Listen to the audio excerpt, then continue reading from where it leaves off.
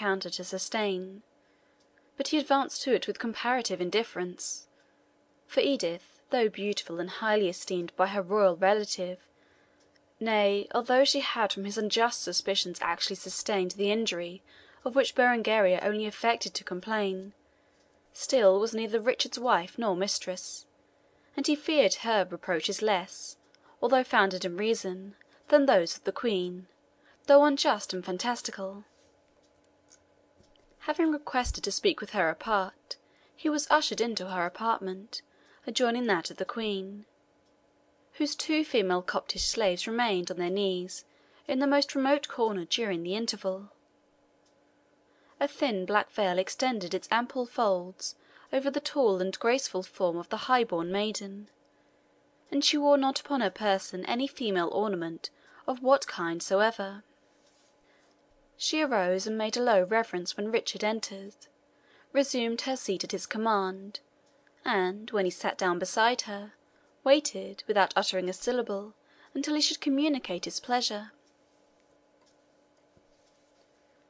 Richard, whose custom it was to be familiar with Edith, as their relationship authorized, felt this reception chilling, and opened the conversation with some embarrassment.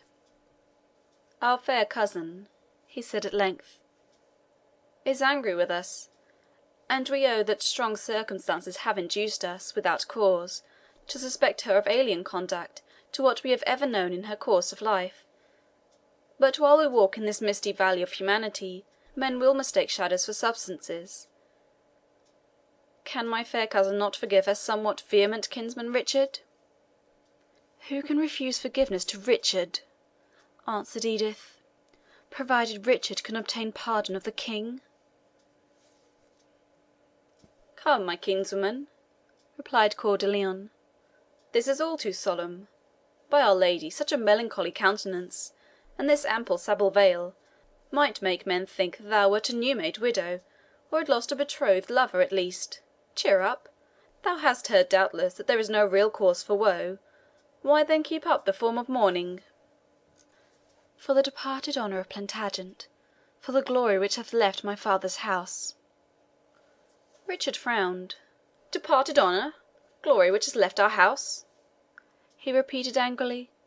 "But my cousin Edith is privileged. I have judged her too harshly. She has therefore a right to deem of me too harshly. But tell me at least in what I have faulted." "Plantagenet," said Edith, "should have either pardoned an offence or punished it.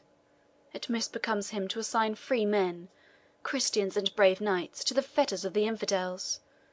It becomes him not to compromise and barter, or to grant life under the forfeiture of liberty. To have doomed the unfortunate to death might have been severity, but had a show of justice. To condemn him to slavery and exile was barefaced tyranny." "I see, my fair cousin," said Richard, "you are of those pretty ones who think an absent lover as bad as none, or as a dead one. Be patient.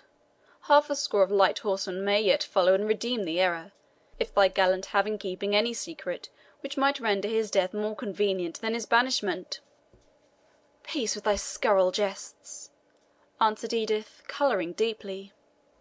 "Think rather that for the indulgence of thy mood thou hast lopped from this great enterprise one goodly limb, deprived the cross of one of its most brave supporters, and placed a servant of the true God in the hands of the heathen.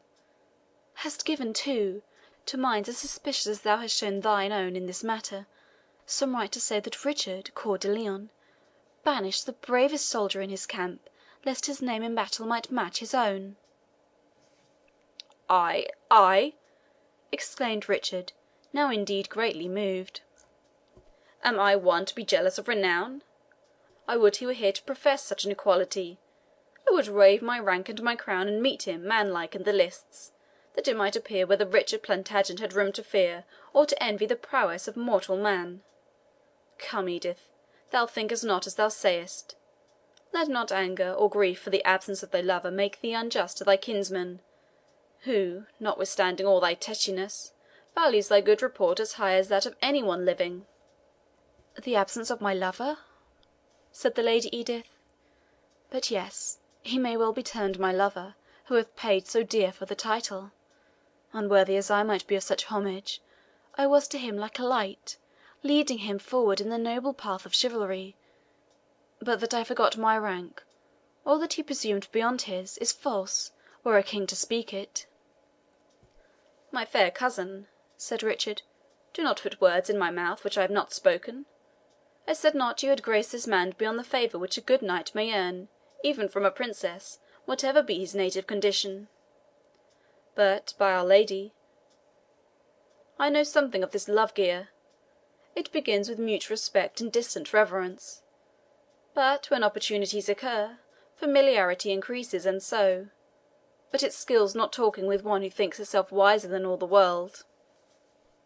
"My kinsman's counsels I willingly listen to, when they are such," said Edith, "as convey no insult to my rank and character." "Kings, my fair cousin, do not counsel, but rather command," said Richard. "Soldans do indeed command," said Edith, "but it is because they have slaves to govern."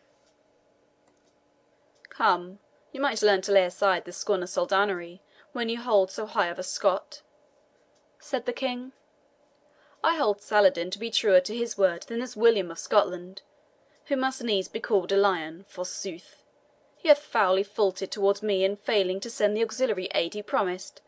Let me tell thee, Edith, thou mayest live to prefer a true Turk to a false Scot." "No, never," answered Edith. "Not should Richard himself embrace the false religion which he crosses the seas to expel from Palestine." "Thou wilt have the last word," said Richard, "and thou shalt have it.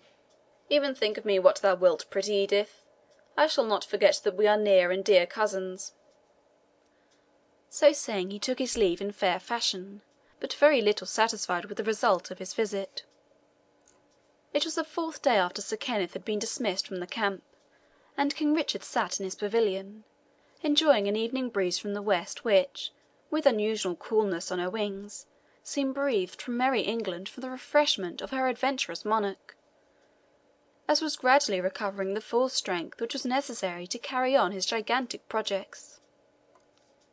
There was no one with him, De Vaux having been sent to Ascalon to bring up reinforcements and supplies of military munition, and most of his other attendants being occupied in different departments, all preparing for the reopening of hostilities, and for a grand preparatory review of the army of the Crusaders, which was to take place the next day. The King sat listening to the busy hum among the soldiery, the clatter from the forges, where horseshoes were preparing, and from the tents of the armourers, who were repairing harnesses. The voice of the soldiers, too, as they passed and repassed, was loud and cheerful, carrying with its very tone an assurance of high and excited courage, and an omen of approaching victory. While Richard's ear drank in these sounds with delight, and while he yielded himself to the visions of conquest and of glory which they suggested, an equerry told him that a messenger from Saladin waited without. "Admit him instantly," said the King, "and with due honour, Jocelyn." The English knight accordingly introduced a person, apparently of no higher rank than a Nubian slave, whose appearance was nevertheless highly interesting. He was of superb stature and nobly formed, and his commanding features, although almost jet black, showed nothing of negro descent. He wore over his coal-black locks a mill-white turban, and over his shoulders a short mantle of the same colour, open in front and at the sleeves, under which appeared a doublet of dressed leopard skin reaching within a hand's breadth of the knee. The rest of his muscular limbs, both legs and arms, were bare, excepting that he had sandals on his feet, and wore a collar and bracelets of silver. A straight broadsword, with a handle of boxwood, and a sheath covered with snakeskin, was suspended from his waist. In his right hand he held a short javelin, with a broad, bright steel head, of a span in length, and in his left he led by a leash of twisted silk and gold a large and noble staghound. The messenger prostrated himself, at the same time partially uncovering his shoulders, in sign of humiliation, and, having touched the earth with his forehead, arose so far as to rest on one knee, while he delivered to the King